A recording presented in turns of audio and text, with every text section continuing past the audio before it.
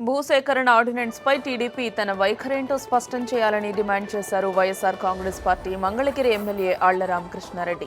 కొంతమంది నాయకుల స్వార్థపూరిత ప్రయోజనాల కోసమే బీజేపీ ప్రభుత్వం హడావిడిగా ఈ ఆర్డినెన్స్ తెచ్చిందని అన్నారు ఆయన. వెంకయ్య నాయుడు చంద్రబాబు కోసమే భూసేకరణ ఆర్డినెన్స్ ను తెచ్చారని అన్నారు. ల్యాండ్ పూలింగ్ ని వ్యతిరేకిస్తూ రైతులిచ్చే 9.2 ఫారాల గడువును పొడిగించాలని అన్నారు. 9.3 ఫారాలు ఇచ్చిన రైతులు కూడా పునరాలోచనలో పడ్డారన్నారు వైఎస్ఆర్సీపీ ఎమ్మెల్యే ఆళ్ల కృష్ణారెడ్డి.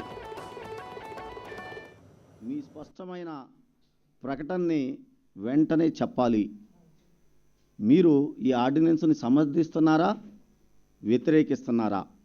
ఎందుకంటే నాకు తెలిసినంతవరకు వెంకయ్య నాయుడు గారి కోసం, చంద్రబాబు నాయుడు గారి కోసమే మీరు ఈ ఆర్డినెన్స్ని తీసుకొచ్చారు.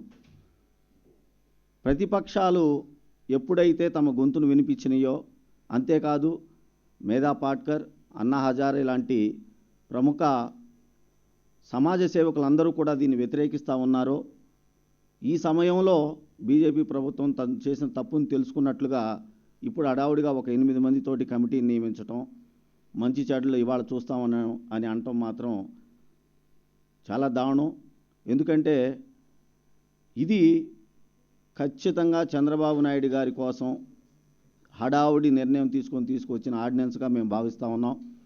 ఇప్పటికైనా సరే ప్రభుత్వం తను చేసిన తప్పును తెలుసుకొని 9.2 ఫారాలు దానికి కూడా గడువు పెంచాల్సిందిగా మేము కోరుతా ఉన్నాము.